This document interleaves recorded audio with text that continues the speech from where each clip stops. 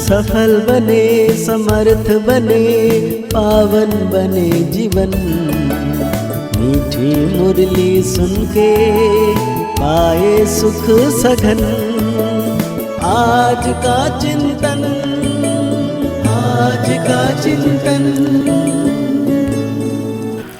ओम शांति। Good morning.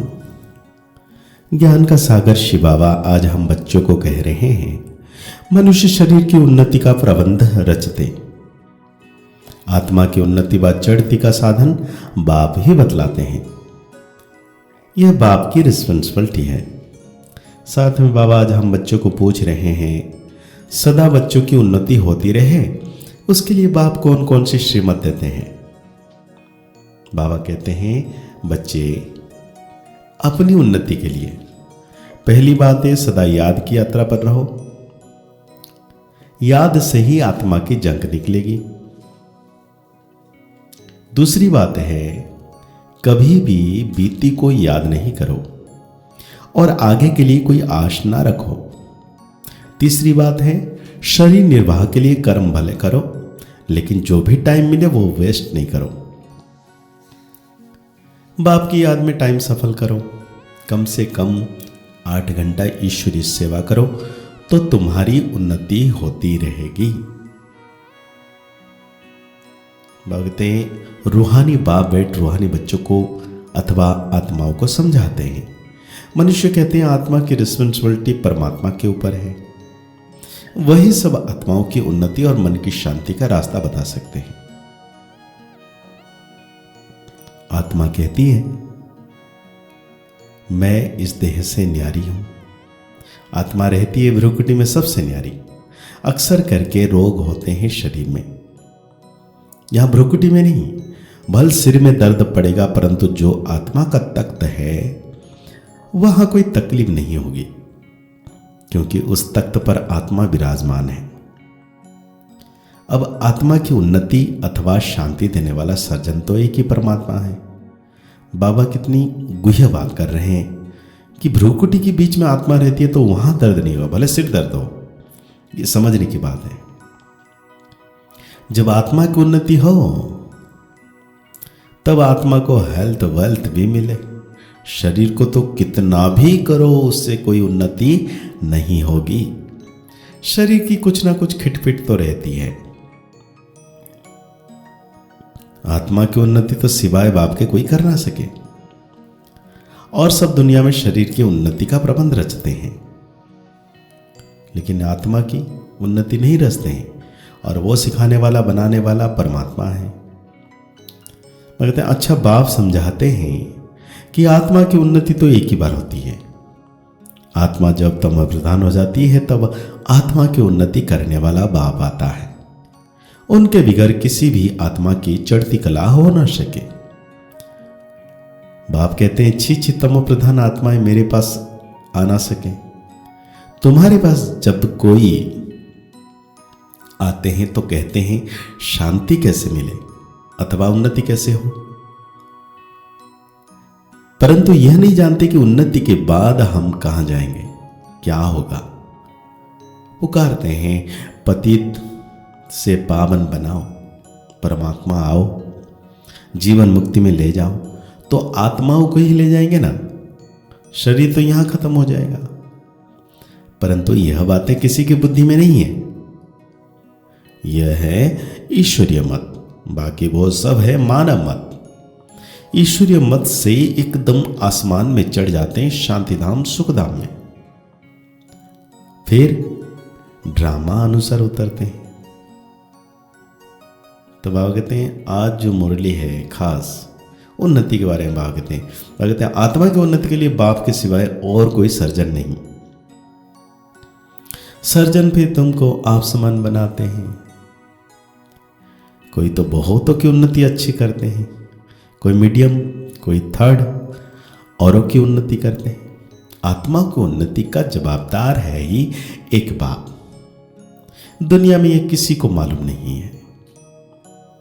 बाप कहते हैं, इन साधुओं आदि का उद्धार करने मैं आता हूं। पहले जब आत्मा आती है तो पवित्र ही हो जाती है। मतलब राजयोग से पवित्र होके फिर सतयुग में आती है। अब बाप आए हैं सबकी उन्नति करने। बाबा कितने बार उन्नति की बात कर रहे हैं कि नंबर बार पुरुषार्थ अनुसार तुम्हारी देखो कितनी उन्नति हो जाती है। वहां तुमको फर्स्ट क्लास शरीर मिलता है। बाप है ही अविनाशी सर्जन, वही आकर तुम्हारी उन्नति करते हैं, तो तुम ऊंचे ते ऊंच अपने स्वीट होम में चले जाएंगे। बाबा यहां उदाहरण दे रहे हैं, वो लोग मुन पर जाते हैं। अविनाशी सर्जन तुमको उन्नति प्राप्त करने के लिए कहते हैं मां में कम याद करो, तो विकर्म विनाश होंगे। बाप विश्व के बच्चों को लिबरेट करते हैं, सिर्फ एक दो को नहीं, विश्व के।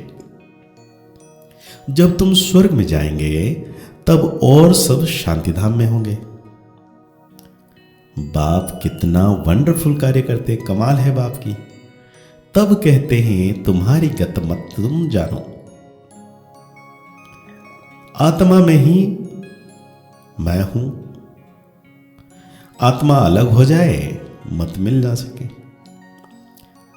ईश्वरीय मत से चढ़ती कला और आश्चर्य मत से गिरती कला। तो अविनाशी सर्जन तुमको उन्नति प्राप्त करने के लिए कहते हैं क्या? अपने को आत्मा समझ मुझ बाप को याद करो। और बाप कहते हैं मैं सबका उपकार करता हूं। बाप कहते हैं मेरा फिर सब अपकार करते, गाली देते। मैं तो अपकारी का भी उपकार करता हूं। तो मेरी जरूर महिमा होनी चाहिए। भक्ति मार्ग में देखो कितना मान है। तुम बच्चे भी बाप की कितनी महिमा करते हो। चित्र में 32 गुण दिखाए हैं, अभी तुम भी बाप जैसे गुणवान बन रहे हो। तो कितना पुरुषार्थ करना चाहिए, टाइम वेस्ट नहीं करना चाहिए। बहुत हाईएस्ट बाप पढ़ाते हैं तो रोज जरूर पढ़ना चाहिए। यह अविनाशी बाप भी है, टीचर भी है और सदगुरु भी है। पिछाड़ी में आने वाले पुराने से भी दिखे जाते हैं। अब सारी दुनिया की उन्नति हो रही है। किसके द्वारा उन्नति हो रही है? बाप के द्वारा। बाप कहते हैं ऊंचे ते ऊंच बाप द्वारा अब सबकी उन्नति हो रही है। बाकी तो सबको सीढ़ी उतरनी है। कमाल है बाप की। बाप कहते हैं भल खाओ पियो सब कुछ करो, सिर्फ बाबा के गुण गाओ। ऐसे नहीं बाबा की याद में रहने से खाना नहीं खा सकते हैं। रात का फुर्सत बहुत मिलती है, 8 घंटा तो फुर्सत है। बाप कहते हैं माँ में कम याद करो, कम से कम 8 घंटा इस गवर्नमेंट की सर्विस करो। जो भी आए उनको आत्मा की उन्नति के लिए रास्ता बताओ। जीवन मुक्ति माना विश्व का मालिक और मुक्ति माना ब्रह्मांड का मालिक। ये समझाना तो सहज है ना, परंतु तकदीर में नहीं है तो तदबीर क्या करेंगे। बाप समझाते हैं कि बाप की याद के सिवाय आत्मा की जंक निकल नहीं सकती। भल ज्ञान सारा दिन सुना, परंतु आत्मा की उन्नति के लिए याद के सिवाय और कोई उपाय है ही नहीं। बाप कहते हैं अब जागो, मैं तुमको शांतिधाम ले जाता हूं। आत्मा की उन्नति भी इसमें है, बाकी सब है जिस्मानी बातें। रूहानी बातें सिर्फ तुम ही सुनते हो। पदमपति भाग्यशाली सिर्फ तुम ही हो। बाप है गरीब निवास। तो आज बाबा हम बच्चों को धारणाओं में कहते हैं कम से कम 8 घंटा ईश्वरीय गवर्नमेंट की सर्विस कर अपना टाइम सफल करना है। बाप जैसा गुणवान बनना है। जो बीता उसे याद नहीं करना है। बीती को बीती कर सदैव हर्षित रहना है। बाबा हर मुरली में किसी ना किसी तरीके से मुस्कुराने की, हर्षित रहने की बात कहते हैं, खुशी में रहने की बात करते हैं। ड्रामा पर अडल रहना है।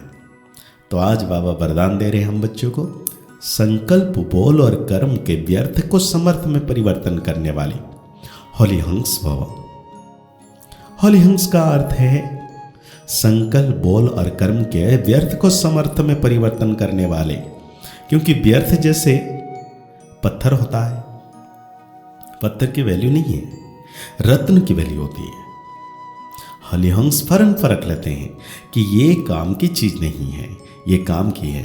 कर्म करते सिर्फ यह स्मृति मर्ज रहे कि हम राजयोगी नॉलेजफुल आत्माएं रूलिंग और कंट्रोलिंग पावर वाली हैं, तो व्यर्थ जा नहीं सकता।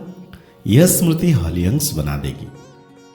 तो आज बाबा हम बच्चों को स्लोगन दे रहे हैं, जो स्वयं को इस देह रूपी मकान में मेहमान समझते हैं, मतलब इस देह रूपी वस्त्र में, कुटिया में मेहमान समझते हैं, वो ही निर्भय रह सकते हैं। तो आज बाबा अव्यक्त इशारा दे रहे हैं। अव्यक्ति साइलेंस द्वारा डबल लाइट फरिश्ता स्थिति का अनुभव करो। जैसे जब कोई ऐसा दिन होता है तो चलते फिरते ट्रैफिक को भी रोक कर 3 मिनट साइलेंस की प्रैक्टिस कराते हैं। चलते हुए भी कार्य को स्टॉप कर लेते हैं। ऐसे आप भी कोई कार्य करते हो या बात करते हो तो बीच बीच में यह संकल्प की ट्रैफिक को स्टॉप करने के अभ्यास करो। 1 मिनट के लिए भी मन के संकल्प को चाहे शरीर द्वारा चलाते हो, कर्म के बीच में रोक कर अपने फरिश्ते स्वरूप में स्थित हो जाओ। तो आज की मुरली के अनुसार हम सो मान लेंगे, मैं हलिहंस संपूर्ण पवित्र आत्मा हूं। मुरली को और गहरी रीति से चिंतन करते हुए निरंतर परमात्मा की छत्र छाया की किरणों की नीचे अपने को अनुभव करना है कि मैं आत्म सितारा निरंतर बाबा के साथ हूं। मुस्कुराते रहिए, आगे बढ़ते रहिए, पुरुषार्थ करते रहिए, खुश रहें, स्वस्थ रहें, मस्त रहें। ओम शांति, ओम शांति, ओम शांति।